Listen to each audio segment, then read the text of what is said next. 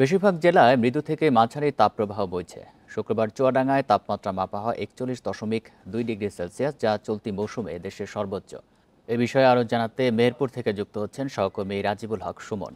সুমন, মেহেরপুরে আজকের তাপমাত্রা কেমন জানাবেন, আর এই গরমে সাধারণ মানুষের জীবনে কতটা প্রভাব পড়েছে? বিশেষ করে হাসপাতালগুলোর পরিস্থিতি জানাবেন, রোগী বেড়েছে কিনা?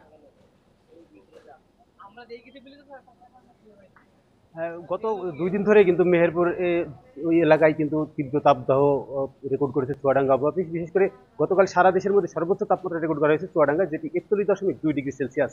তবে সকাল থেকে প্রখর রোদ থাকলেও বেলা ১২টা পর্যন্ত, অর্থাৎ ১২টার সময় যে তাপমাত্রা রেকর্ড করা হয় এবং ৩টায় এবং সন্ধ্যা ৬টায়, সেক্ষেত্রে আজকে এখন পর্যন্ত তাপমাত্রা সকালে রেকর্ড করা হয়নি। বেলা ১২টার সময় চুয়াডাঙ্গা এবং টিয়াগুলো রেকর্ড করবে।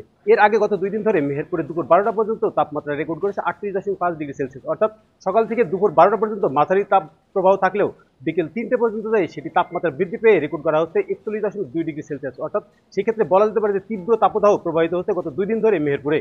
আর এই তীব্র তাপদাহ আর প্রচণ্ড রোদের কারণে বিপর্যস্ত হয়ে পড়েছে স্বাভাবিক যে চলাচল, সেটি সবচেয়ে বেশি দুর্ভোগে পড়েছে শ্রমজীবী মানুষ, বিশেষ করে তারা ভ্যান চালক, রিক্সা চালক এবং মাঠে কর্মরত শ্রমিকরা।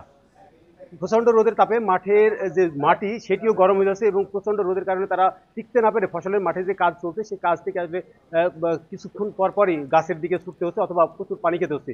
১১টা এবং ১২টার পর থেকে আসলে মাঠে কাজ করার মতো শ্রমিক থাকছে না। সেক্ষেত্রে গত ২ দিন ধরে শ্রমিক সংকটও দেখা দিচ্ছে বিভিন্ন এলাকার ফসলের মাঠে। বিশেষ করে এখন এই মুহূর্তে পাট এবং মরিচের চাষ হচ্ছে। এই ক্ষেত্রে প্রতিদিনই শ্রমিক লাগছে, যেহেতু বৃষ্টি নেই সেই ক্ষেত্রে জমি পরিচর্যার জন্য শ্রমিকের প্রয়োজন।